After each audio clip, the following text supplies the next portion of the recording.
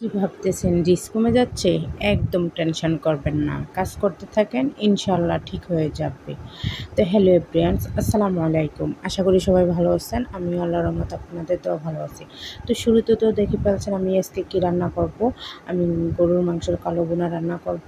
আমি এখন মাংসটা পাতিলে ধুয়ে নিয়েছি। আমি দোকান থেকে কালো মশলার প্যাকেটটা নিয়ে আসছি। মাংসটা ধোয়ার পরে আমি সরিষার তেল দিয়ে দিয়েছি, পেঁয়াজ দিয়ে দিয়েছি। আর কালো ভুনাটা রান্না করার জন্য সরিষার তেল ছাড়া একটু মজা লাগে না। ওইটা সরিষার তেল দিয়ে রান্না করলে অনেক ভালো লাগে। তো আমি প্যাকেটের মশলাটার গুঁড়োটা দিয়ে দিয়েছি, তার ভিতরে হলুদ, লবণ, মরিচ পরিমাণ মতো দিয়ে দিয়েছি। আমি এখন একটু সয়া সস দিয়ে দিয়েছি, 2 টেবিল চামচ পরিমাণ সয়া সস দিয়ে দিয়েছি। সয়া সসটা দিলে মাংসটা সিদ্ধ হয় ভালো, খেতে টেস্ট লাগে। আমার বাসায় মিনি প্যাকেট সস এসেছিল, 3 প্যাকেট সস আমি এটার মাঝে দিয়ে দিয়েছি। তো আমি এখন সসগুলো দেওয়া হয়ে গেছে, আমি এখন ভালোভাবে মাংসটা মেখে নেব। মাংসটা যত সুন্দর করে ম্যারিনেট করতে পারবো, তাহলে মাংসের ভিতরে মশলাগুলো ঠিকঠাকভাবে যাবে, খেতেও অনেক মজা লাগবে। তো আমার মাংসটা মোটামুটি মাখানো হয়ে গেছে। আমি এটার ভিতরে সামান্য পরিমাণ একটু পানি দেব। সামান্য পরিমাণ পানি দিয়ে আমি চুলাটা ধরিয়ে নেব। আমি পানি বেশি দিব না, কারণ মাংস থেকে এক্সট্রা পানি সবসময় ওঠে রান্না করার সময়। তো আমি চুলাতে বসিয়ে দিয়েছি, বলক আসা পর্যন্ত আমি কিছুক্ষণ অপেক্ষা করব। তো আমার মাংসটা চারদিক থেকে একটু করে বলক আসতেছে, দেখতে তো পাচ্ছেন অনেক সুন্দর কালার আসছে।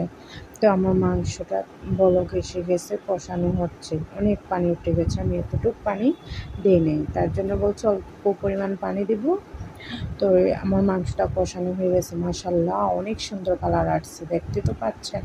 খেতে তো অনেক লোভনীয় হবে। তো আমি মাংসটা হয়ে গেছে, মাংসটা মাখার দেওয়ার জন্য আমি একটা কড়াইতে সরিষার তেল দিয়ে নিয়েছি।